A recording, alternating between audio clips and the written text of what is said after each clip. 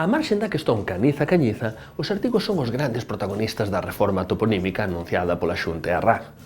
O asunto, como vimos no vídeo anterior, costuma xerar algo de polémica, mas de certo gratuita, porque é un tema que podía abordarse doutra maneira. Quer se use quer non dentro da frase, non está claro que o artigo forme parte indivisível dos topónimos e que teña que aparecer sempre ao seu lado, dentro e fora da frase. Explícovolo nun novo galego de todo o mundo. Non fago máis que atopar xente distinta que a mesma teima que a min.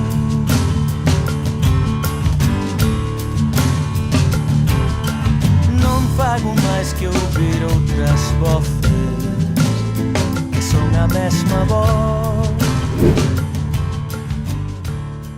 As alterazois que recentemente sofreu o nomenclator afectan principalmente o uso do artigo con topónimos. Na maioría dos casos foi acrecentando, mais tamén son numerosos aqueles aos quais foi retirado e ata houbo algún caso en que foi aglutinado ou deglutinado da forma toponímica base. Dentre os topónimos modificados, os máis discutidos son os dos concellos. Pasan a usarse con artigo o Porto do Son, a Ribeira de Piquín, o Castro de Caldelas, o Riós, o Campo Lameiro e perde o Pastoriza.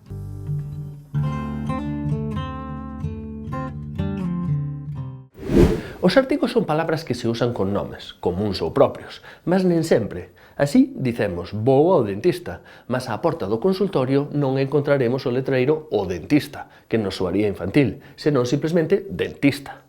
Cos topónimos podería acontecer o mesmo.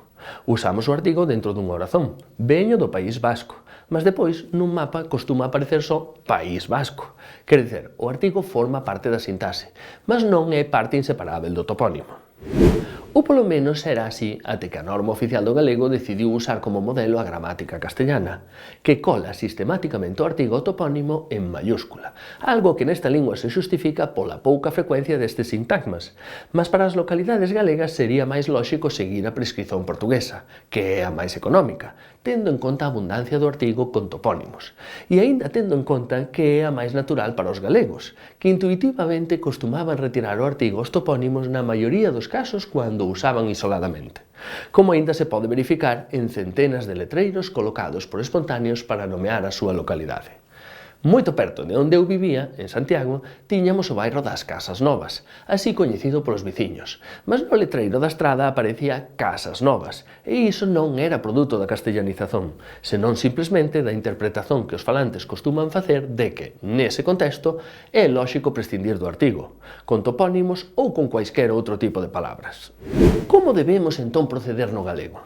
Temos dous modelos. O español, que é basicamente o adoptado polo actual galego oficial e que usa os topónimos con artigo en mayúscula mesmo cando non fai parte dunha frase, La Rioja, A Coruña, soy de La Rioja, vou para A Coruña, ou o portugués, que trata os artigos dos topónimos igual que outros cuaisquer. Porto, veño do Porto. Outras linguas románicas, por exemplo o francés ou o italiano, están a medio do camiño entre estes dous polos prescriptivos. Seguen a regra portuguesa na maioría dos casos, Italia vai sen artigo no mapa e con artigo nas frases, l'Italia é bella, mas as poucas localidades pequenas que o levan tamén reteñen o artigo no mapa.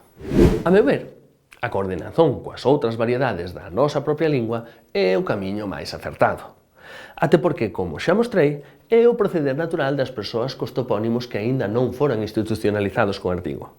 De facto, no novo nomenclator son oficializados máis 1519 topónimos con artigo, o que mostra ben como, cando foi oficializado o nomenclator de 2003, que era o anterior, para moitas persoas o natural era viver na Coruña, mas considerar que o topónimo era só Coruña.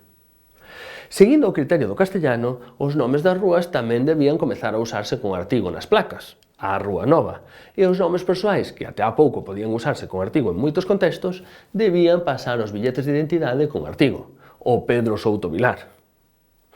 Aínda que digamos veño do Porto do Son e vou para o Campo Lameiro, levar o artigo a un mapa ou a un indicador de estrada, o Porto do Son, o Campo Lameiro, é desnecesario. De facto, mesmo dentro das frases, o tomónimo pode non levar artigo dependendo das circunstancias. Na orazón, tú és deste Campo Lameiro ou doutro campo. Sería absurdo dicer tú és deste o Campo Lameiro ou doutro o campo. Así que, como en tantas outras cousas da lingua, Penso que nesta questón, fonte inesgotável de conflitos, non estaría mal deixarse orientar polo portugués, onde van ao Porto ou ás Caldas da Raíña, mas nos indicadores da estrada aparece só Porto e Caldas da Raíña. Non fago máis que ouvir outras voces que son a mesma voz